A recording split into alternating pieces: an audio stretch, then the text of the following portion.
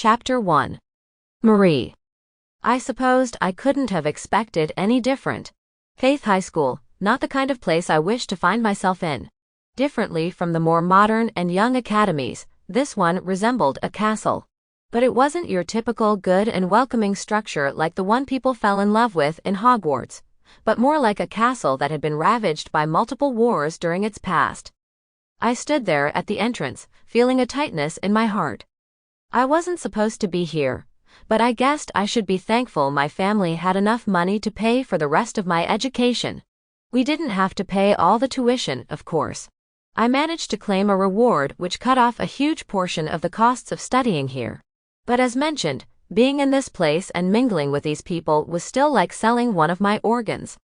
I sighed and walked forward, but not before I heard something loud and constant coming. It was like an intermittent noise with no end.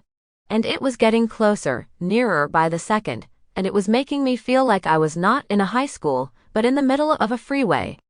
I snapped my head to it, finding something that made my heart jump. It was a motorcycle, but it was different from most. It was chopper-style-like and heavy as fuck. It made me feel like it was bigger and more important than the man sitting on it, but that couldn't be any further from the truth. And there was a simple reason for that. The man sitting on the motorcycle controlling it was doing so as if he owned the world. On his face was the most impressive and imposing smile I'd ever seen.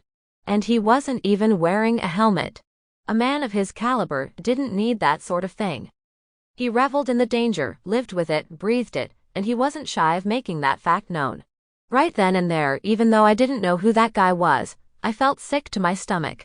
Every cell in my body was wishing I could grab his head and bash it against the harsh cement of the road. But I knew I would do no such thing. Not with him showing off like that, and the number of people that gathered around him. They were flocking to him like he was their messiah, and he wasn't alone. His friend, or lackey, was also driving and commanding a Harley-Davidson motorcycle. And nearby we had the school's parking space. All the cars, including the Mustangs and expensive Mercedes models, looked like nothing compared to those pieces of motor engineering. As usual, and according to unwritten rules some people would never figure out in their lives, his lackey's motorcycle was not as grand as that of his friend. It was still an expensive model. The details made of gold and silver stood out. It did provide the owner the kind of respect he was aiming for, but who was who here was still clear as a spring. Someone nudged me on the shoulder. Snapping my head in the other direction, I found none other than a young girl about my age. She also appeared to be on her last year here in Faith High School. Sample complete. Ready to continue?